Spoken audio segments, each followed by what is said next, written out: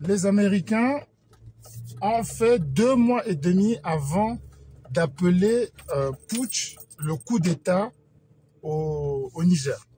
C'était pour essayer de les amadouer, de laisser une espèce de porte ouverte à la négociation. Ils ne se sont pas arrêtés là.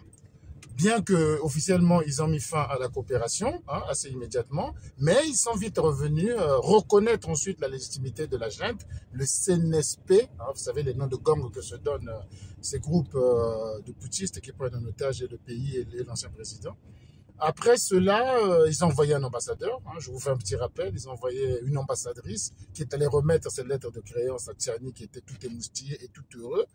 En tout cas, Paris s'est montré irrité, que les Américains jouent jeu à part, pourquoi ils veulent pas comprendre qu'on soit sévère avec ces gens-là. Enfin bref, les Américains ont tenté autre chose. Moi, je te cours d'ailleurs. Il faut de temps en temps essayer d'autres voies, d'autres manières. Peut-être qu'il y a une méthode qui marchera.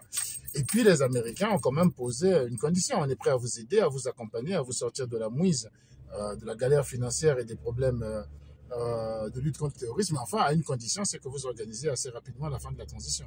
Ce que les Américains n'avaient pas compris, c'est que là, c'était là où le bas blesse. Et je le dis souvent, malheureusement, nos dirigeants africains, pas seulement poutistes, ça, je tiens à le préciser, ont beaucoup moins de soucis du bien-être de leur population que les Occidentaux que l'on critique qui viennent pour les aider. C'est bizarre, mais c'est toujours comme ça. Vous voyez, le Niger, le Niger s'est retrouvé sous sanction. Le pays n'avait plus rien, il n'y avait plus d'aide, parce que même pour l'eau, il faut des organisations pour aider pour tout.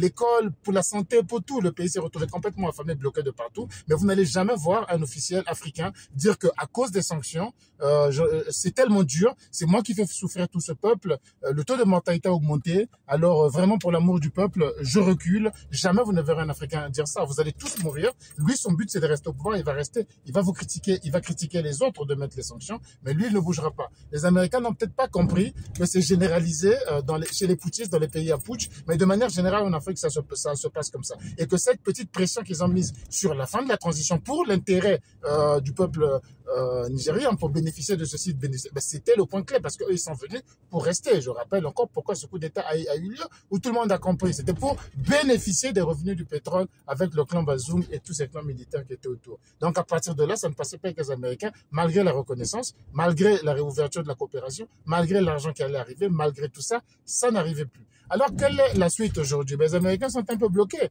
Parce que c'est allé très vite pour eux. Les Français jonglent avec chose là pendant longtemps. Les Américains, c'est allé très vite pour eux. Mais pour des raisons de sécurité et de contrôle, apparemment, la base d'Agadir, c'est quelque chose de très précieux pour eux. Ils peuvent penser à la déplacer, peut-être au Tchad, peut-être on parle du nord du Bénin, on parle également du Maroc.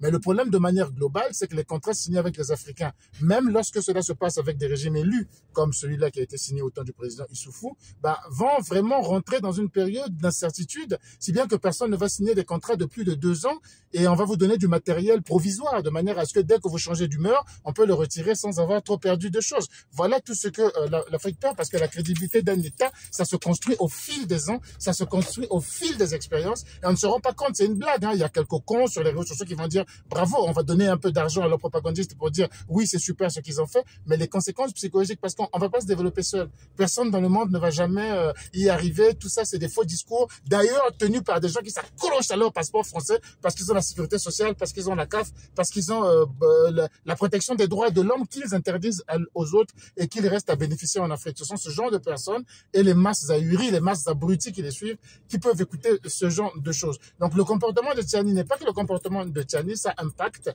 de manière générale sur l'Afrique. Quand un contrat va se signer, on va se dire attention, ces gens-là, même quand c'est une démocratie, ça reste des pays instables. Il faut attendre peut-être 30 ans, 40 ans de stabilité avant d'arriver à leur faire confiance et d'engager beaucoup d'argent, beaucoup d'hommes sur des projets avec ces gens-là. Voilà en fait le risque. Que vont faire les Américains? On n'en sait rien. Ils ont beaucoup de choix. Comme on a dit, déplacer leur fameuse base, c'est utile, mais ils peuvent également faire intervenir le Conseil de sécurité et s'imposer sur place. Que Tchani demande de sortir de l'ONU avec effet immédiat, il va juger des conséquences ensuite. Mais les Américains se sont fait avoir à leur propre jeu et c'est bien fait pour eux, mais c'est comme ça aussi qu'on acquiert de l'expérience. Voilà.